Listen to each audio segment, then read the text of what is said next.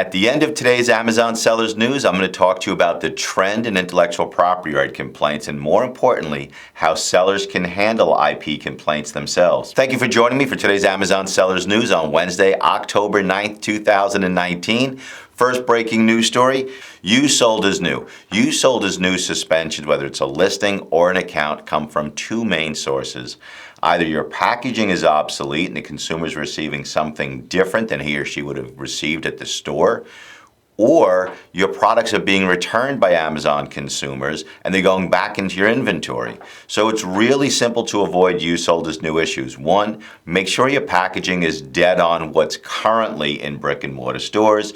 And number two, opt out of returns going back into your inventory. Amazon staff at the warehouse do not have enough time to look at products carefully to make sure they should go back into inventory.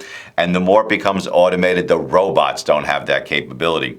Also, if you're interested into what people see when they do an Amazon warehouse tour, we have an entire series of videos coming on board where Travis Stockman, Ashley DePinto, and Kerry McDonald from our team went to an Amazon FBA warehouse, and they're going to be providing you with information of what they learned and what they saw. Breaking news story number two, Inauthentics. Inauthentics are still the #1 cause of listing suspensions and account suspensions. You need to know before you send in your invoices what information should be on your invoices and what information should not be on your invoices. If you go to our blog and you search invoices, you're going to see a whole list of videos. And I'll give you just the basics right now. Every single spot on that invoice should be filled in. If there's no space for handwriting, don't write anything by hand. If there's a signature line, someone should have signed it, and don't cross out anything. Most important of all, even though the forms say you can redact information, you can cross information out about pricing, never cross anything out, give everything to Amazon. And last but not least, make sure all the information on that invoice matches your account as closely as possible. Third breaking news story, related account suspensions. Experienced sellers with multiple accounts are getting caught. Returning sellers are getting caught because they're opening up new accounts rather than getting their old account reinstated. And new sellers are getting caught under business verification problems.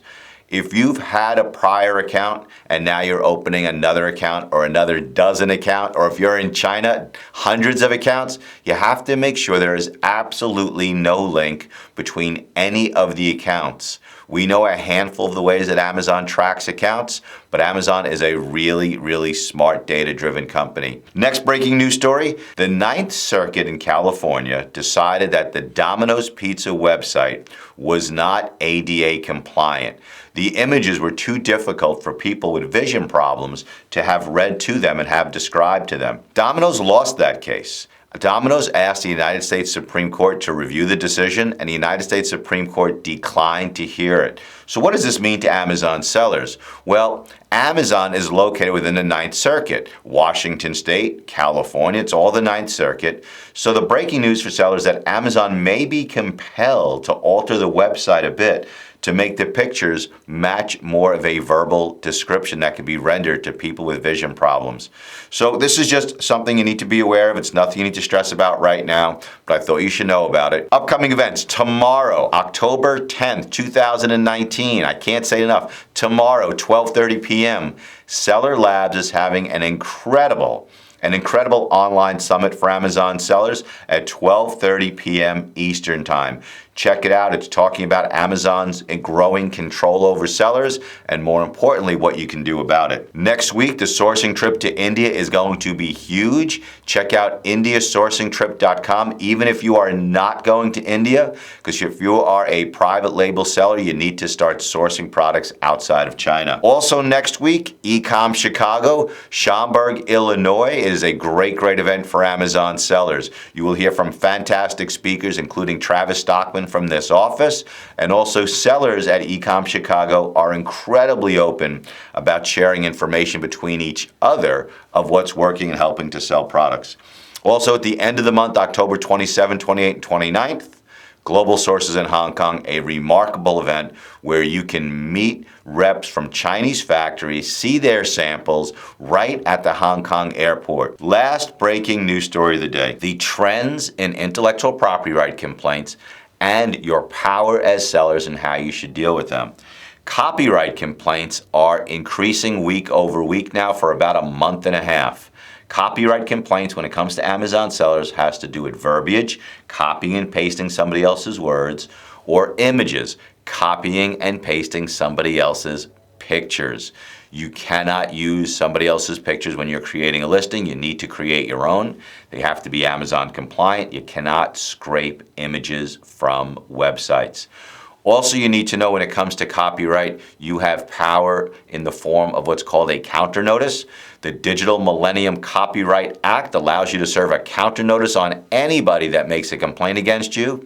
And that complainant then has to decide whether they're going to actually sue you or let their complaint disappear. Also, we're seeing a rise in frustrated brands where they can't get you off, they can't enforce their MAP pricing, so they make a counterfeit complaint against you, even though you're selling 100% genuine products.